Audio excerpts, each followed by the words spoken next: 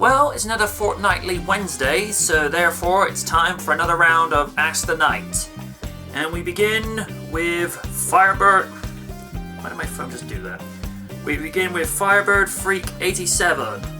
Question 1. Which Disney remake do you want to see? I have an idea for one, but I'd rather hear what you have to say. Disney remake. There aren't too many Disney classics that I would like to see remade, purely on the basis of most of Disney's animated pieces are iconic classics, but the one I would like to see done, which is actually already being worked on, is The Little Mermaid. But given Disney's penchant for messing around and deviating away from the source material in places, because Beauty and the Beast got heavily criticized by adding modern social political elements which did not sit too well with people. But I will say Luke Evans, who played Gaston, a lot of people loved his performance as the lovable antagonist. Now, I've been a particular fan of this guy ever since he showed up in Fast 6 and when he played the titular role of Dracula in Dracula Untold. But as to how a live-action Little Mermaid could work within the context of how Disney do their live-action pieces now, it remains to be seen. Personally, I would have been interested to see what the Universal remake would have done with Chloe Grace Moretz in the role of Ariel. But that deal fell apart due to creative differences. The director walked off set because she couldn't get the vision that she wanted to have, and Chloe's attitude was, well, if the director is walking off because she doesn't agree with what the studio's doing, then that's me gone because she's the reason I signed on in the first place. And to Chloe's credit, I think she could have had the potential to be a decent Ariel. Given her performances as Hit Girl, and one of my personal favourites as Abby from Let Me In, simply because, and as I've said this quite a few times down the last 5 years, it takes a special talent to make the audience feel sympathy for a vampire, and she did that in spades. So, like I say, long story short, Little Mermaid, but staying close to the source material, which I don't think Disney will do. Prove me wrong. Question 2 from Dan Williams. Although it was already confirmed that the two wouldn't meet, would you like to see Joaquin Phoenix's Joker fight Robert Pattinson's Batman in a potential future film? I'd be all for it. Joaquin showed how dedicated he was to the part of the Joker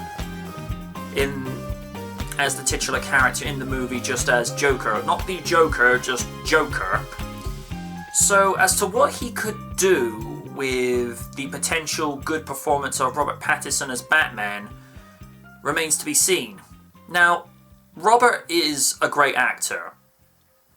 How he got through the Twilight series, even though from what it is believed he hated every moment of doing that series, but he said it was for the paycheck, so I can't really knock the man for that because I tapped out after the third movie, and to my understanding after the third movie it got even worse than Breaking Dawn, and how that is even put remotely possible is just goes against logic. I mean, seriously, Twilight 2 was just one of those, why am I here? I think everyone else is thinking that. So, I see there's potential, but considering word on the wire is going around that they are going to get as the Joker Macaulay Culkin. And I can see like a whole bunch of people like going at their screens right now. Yeah, I had the same reaction when I heard that initially. Nothing's confirmed, because the only one that's confirmed is Robert as Batman, with word on the wire that Pierce Brosnan as Alfred, which that would be a potentially interesting cast choice. And just imagine it. Sir, the name's Alfred Pennyworth. 00 Butler. Oh, someone make that a thing. 00 Butler. I have your newspaper, sir. That's bad. But yeah, Macaulay Culkin is possibly being cast as the Joker. I don't know whether to raise that eyebrow, or laugh, or suddenly seek therapy. Now, to be fair to Macaulay, he's a great actor, but let's be fair. The last huge movie he probably had was either Getting Even with Dad with Ted Danson in the mid-90s, if I'm not mistaken, and playing the titular role of Richie Rich. So, what can Culkin bring to the screen as arguably one of the most iconic rogues of cinema and comic book history, when he hasn't had any notably huge roles, probably not since the Home Alone series? And for context, I'm just calling it like it is. You know, I enjoy Macaulay's performances in the Home Alone series, but what has he brought? Aside from a couple of recent videos where he's cameoing as the pizza delivery guy in the AVGN's retrospective of Home Alone games on video game consoles. That was so cool to see, though. So, long story short, it could be fun. But seriously, go look up Macaulay Culkin as the Joker. There's fan art even on Instagram. And finally, question 3 from Sean Retro. If there really was a Ghostbusters in our world, do not give me ideas. Would you work for them? I would, after all, if there's a steady paycheck in it. I'm gonna try that again. I would, after all, if there's a steady paycheck in it. I'll believe anything you say. And that's a big Twinkie. Long story short, yeah. Because as a huge fan child of the original animated series, The Real Ghostbusters, and being a huge fan of the first 2 movies, and a potential fan of the real 3rd movie coming up,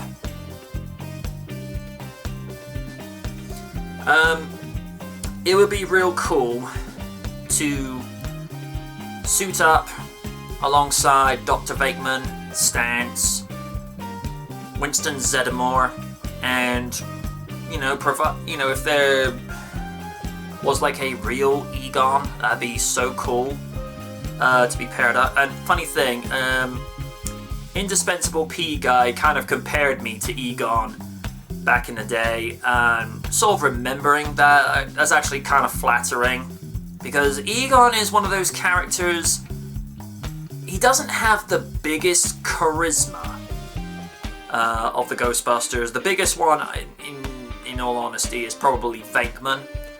But Egon brings the mind and the brainchild of how to make this collection of misfits in the science world, for lack of a better description.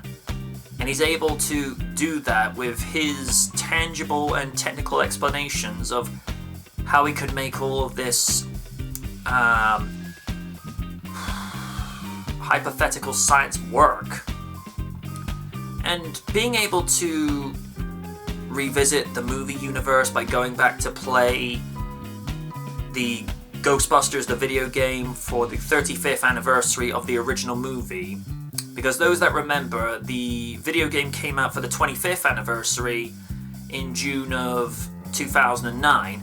And to have that ported over to the Xbone, and just to be able to, relive that fun and excitement, that it was a nice trip down memory lane. And I like the fact that at the beginning of the game, it actually says, "In loving memory to Harold Ramis," which I thought, nice touch. So yeah, long story short, yeah, I'd love to be a Ghostbuster, because there's so much that you could, go and have interesting adventures, and just being able to, go into these interesting, bringing science to a business of,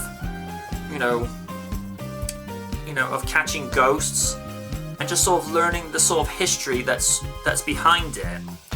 Particularly when you sort of look at the backstory of, why did